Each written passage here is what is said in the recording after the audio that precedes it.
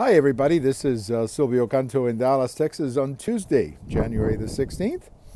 Pretty chilly out here, as you can tell. We like to do these outside, though. We're going to try to do it outside as much as we can. I kind of like being outside and doing the commentary. Today, we're going to follow up on something that I talked about yesterday. You know, these incredibly terrible accusations by many Democrats calling Donald Trump a racist, and a couple of new developments on this whole topic that I wanted to share with you today. The first one is that we found a video from 1998 of then Jesse Jackson praising Donald Trump for his great contributions to diversity, and how Donald Trump was the only one who came out to see him when he was running for president and all of that. Very interesting comments. Of course, we should say that Donald Trump had also contributed to Jesse Jackson's efforts, and that probably had something to do with the fact that Donald Trump was getting such good words from Jesse Jackson. But the reality is that what Jackson was talking about in that video is very much consistent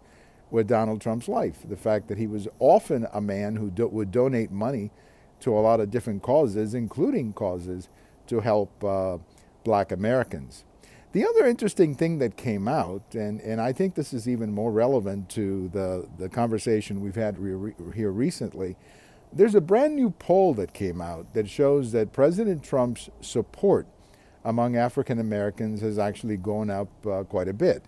Now, it's still low, I mean, no question about it. It's still not where it should be, but it's heading in the right direction. And I would argue that the reason this is happening is because of the American economy. Look, if you have an American economy growing at 3%, that's going to be more beneficial to blacks than hope and change speeches or whatever. I mean, the fact is that the blacks, as Hispanics, as anybody else, benefits from a growing economy. And in these last 2 quarters, we've had good economic growth, and all indications are that 2018 is also going to be a year of economic growth. So if the economy goes up, well, that's going to be beneficial for blacks, that's going to be beneficial for Hispanics, that's going to be beneficial for everybody.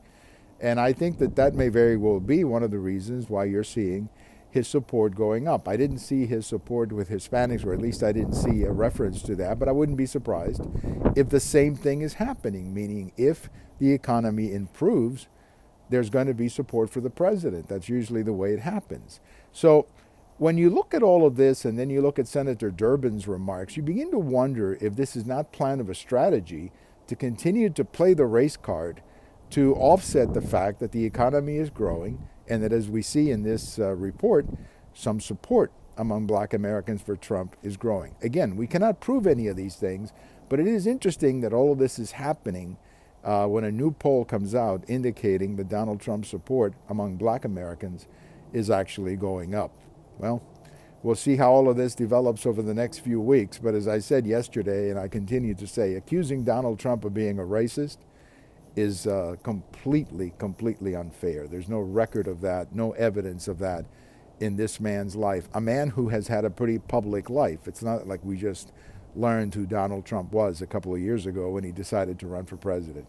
Have a great day, everybody. Kind of chilly out here, but it's kind of fun to do the show outside. Bye-bye, everybody. We have all of these commentaries at YouTube. We have them on Twitter, and we have them on my blog. Bye-bye, everybody.